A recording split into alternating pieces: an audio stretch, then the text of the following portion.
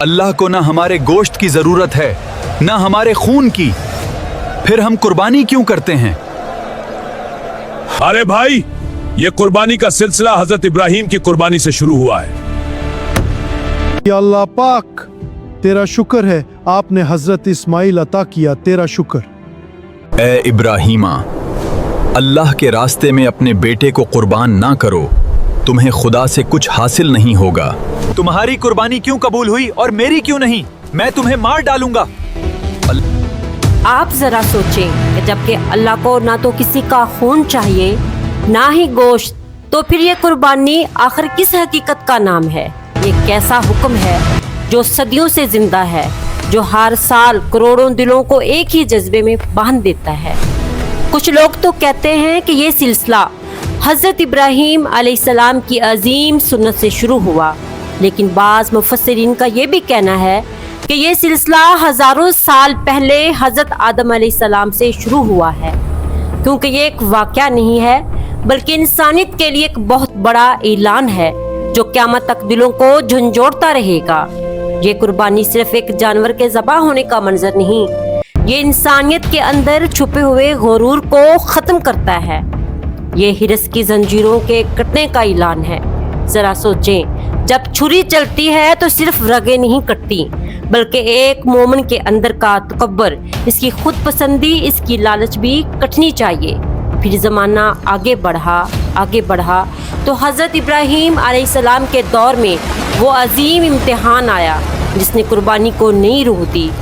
باپ نے اللہ کے حکم پر اپنے بیٹے کو قربان کرنے کا ارادہ کیا تو اسی لمحے اللہ نے دمبا بھیج کر اس عظیم عطیہ کو قبول کر لیا۔ چھری ہاتھ میں ہر کوئی پکڑ لیتا ہے، مگر اپنے اندر کے بت توڑنے کا حوصلہ ہر ایک کے پاس نہیں ہوتا۔ تو آج ہم اس ویڈیو میں قربانی کے بارے میں تفصیل سے بات کریں گے۔ یہ قربانی کب کیوں شروع ہوئی؟ دنیا میں سب سے پہلے قربانی کس نے دی؟ قربانی کا آخر اصل مقصد کیا ہے؟ نبی کریم صلی اللہ علیہ وآلہ وسلم نے قربانی کے بارے میں کیا فرمایا؟ کیا آپ بتائیں گے؟ یہ مکمل سفر کہاں سے شروع ہوا، آج تک کیسے جاری ہے؟ ساتھ ہی ہم یہ بھی جانیں گے کہ عید الاضحیٰ یہ پہلی بار کب منائی گئی؟ حج کے دوران جب مسلمان شیطان کو کنکریاں مارتے ہیں تو اس کا حضرت ابراہیم علیہ السلام سے کیا تعلق ہے؟ آج کی اس ویڈیو میں آپ کو مکمل دلچسپ معلومات جو ہیں ملیں گی، جو شاید آپ نے پہلے کبھی نہ سنی ہوں گی۔ شروع کرتی ہوں اس عظیم رب کے نام سے جس نے ہمارے دلوں کو ایمان کی روشنی سے منور کیا۔ بسم اللہ الرحمن الرحیم۔ محترم ناظرین، السلام علیکم، میں ہوں بشریٰ نسیم۔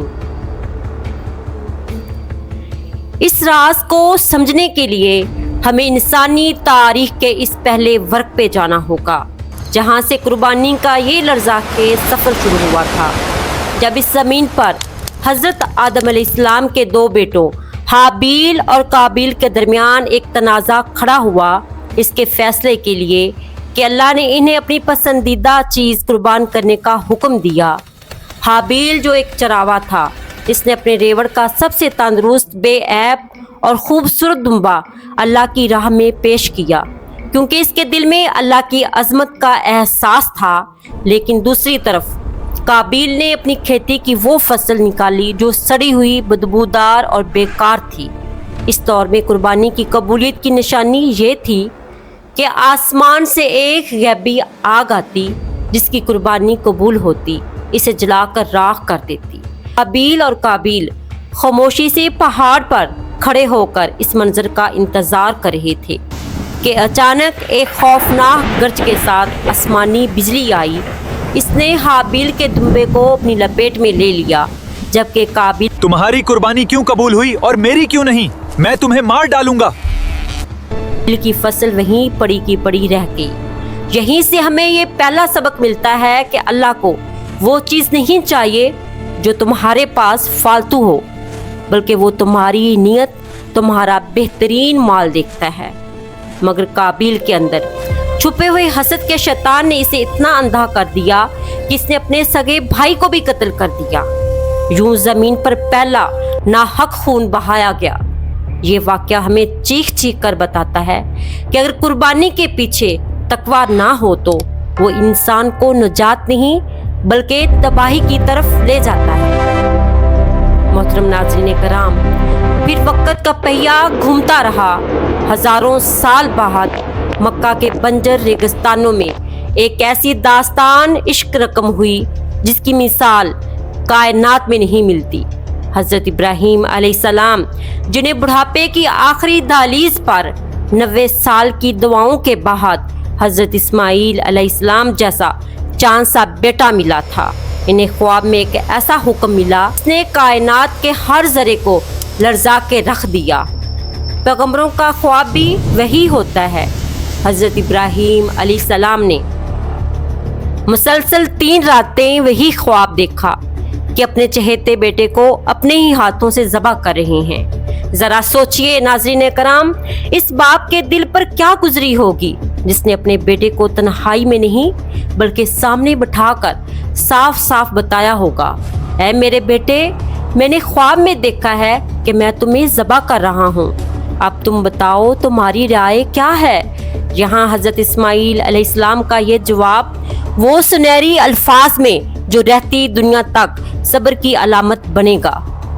अब्बा जान, आपको जो हुक्म मिला है इस पर कर गुजरें। ए इब्राहीमा, अल्लाह के रास्ते में अपने बेटे को कुर्बान ना करो, तुम्हें खुदा से कुछ हासिल नहीं होगा। अल्लाह ने चाहा तो आप मुझे सब्र पाने वालों में से पाएंगे। जब ये बूढ़ा बाप कमसन बेटा मीना की पहाड़ों की तरफ चले और कमसन बेटा मीना की पहाड़ियों की तरफ चले तो इब्लीस शैतान तड़प उठा, क्योंकि वो जानता था कि आज इब्राहीम अलैहिस्सलाम कामयाब हो जाएंगे।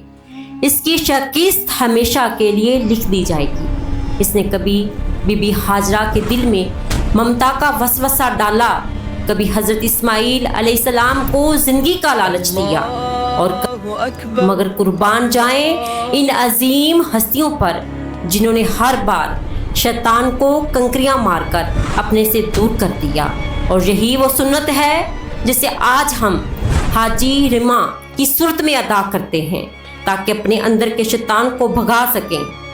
फिर फैसला कुन घड़ी आई जब पहाड़ की चोटी पर हज़रत इब्राहीम अलैहिस्सलाम ने अपने बेटे को माथे के बल पर लटा दिया ताकि ज़बह करते वक़्त बाप की नज़र बेटे के चेहरे पे ना पड़े, ममता छुरी के रास्ते में रुकावट ना बन जाए। उन्होंने अपनी आंखों पर पट्टी बांधी, पूरे ईमान के साथ छुरी चला दी। इसी लम्हे पहाड़ कांप रहे थे, फरिश्ते साकत थे। हज़रत इब्राहीम अलैहिस्सलाम ने जब पट्टी हटाई, वहाँ खून नहीं था बल्कि हज़रत इस्माईल अलैहिस्सलाम मुस्कुराकर एक तरफ खड़े थे। इनकी जगह एक जंती दुम्बा ज़बह हो चुका था। आसमान से निदा आई, ए इब्राहीम अलैहिस्सलाम, तुमने अपना ख्वाब सच कर दिखाया। इस्माईल अलैहिस्सलाम का खून नहीं बल्कि तुम्हारे दिल का वो दर्द और वो तकवा चाहिए था जो तुमने साबित कर दिया। आज हम जो ईद पर जानवर ज़बह करते हैं वो दरअसल इस अजीम कुर्बानी की एक छोटी सी यादगार है, लेकिन अफसोस आज हमने इस इबादत को सिर्फ एक मुकाबला बना दिया है। ये मेरा सबसे बड़ा है, दिखावा करो। हाँ, लेकिन मेरा इतना ही अच्छा है। चलो सेल्फी लो, सबको दिखाएंगे। जी, मुकाबला शुरू। हम मंडी में जाकर वो जानवर ढूंढते हैं जिसकी कीमत ज्यादा होती है। मोहल्ले में वाह वाह, हमको तो अल्लाह नहीं बल्कि दुनिया को दिखाने के लिए कुर्बानी करते हैं। तो याद रखो, अगर तुम्हारी नीयत में दिखावा है तो वो जानवर चाहे 10 करोड़ का हो, अल्लाह के हाँ वो सिर्फ गोश्त का एक ढेर है। कुर्बानी तो अपने अंदर के इस तकब्बर, इस लालच को ज़बह करने का नाम है जो तुम्हें अल्लाह से दूर करती है। अल्लाह हमें हज़रत इब्राहीम जैसी सच्ची मोहब्बत और हज़रत इस्माईल जैसा अजीम सब्र अता फरमाए। हमारी कुर्बानियों को अपनी बारगाह में कबूल फरमाए। आमीन या रब्बुल आलमीन। मेरा आप सब के लिए एक अहम पैगाम है, जल्दी गोश्त की बोटियां करो, मैंने गरीब लोगों को जाके देनी है। मैं आपके लिए गोश्त लाया हूं, उसे पकाएं और अपने बच्चों को खिलाएं। असल हकदार आप ही हैं। ईद मुबारक। कुर्बानी सिर्फ जानवर ज़बह करने का नाम नहीं बल्कि दिल को बदलने, इंसानियत को याद रखने का नाम है। जो लोग खुशहाल हैं अपने साथ साथ इन गरीब लोगों को भी याद रखें जो सारा साल मुश्किल में रहते हैं। कुर्बानी का असल मकसद दिखावा नहीं बल्कि अल्लाह की रज़ा, ज़रूरतमंदों की मदद है। ऐसे लोग जो किसी के आगे हाथ नहीं फैलाते, इन तक खुशी और गोश्त पहुंचाना बहुत ज़्यादा ज़रूरी है। अल्लाह ताला बहुत ज़्यादा खुश होता है। आज हम सबको ये सोचना चाहिए कि हमारा अमल सिर्फ अपनी हद तक ना रहे बल्कि दूसरों तक भी पहुंचे। अगर आप सबको ये वीडियो पसंद आई हो तो मेरे चैनल बुशरा नसीम को लाजमी लाइक कर दें, सब्सक्राइब कर दें। अब मैं आप सबसे इजाज़त चाहती हूँ। अपना और अपनी फैमिली का खास ख्याल रखें। मिलते हैं नेक्स्ट वीडियो में, तब तक अल्लाह हाफिज़।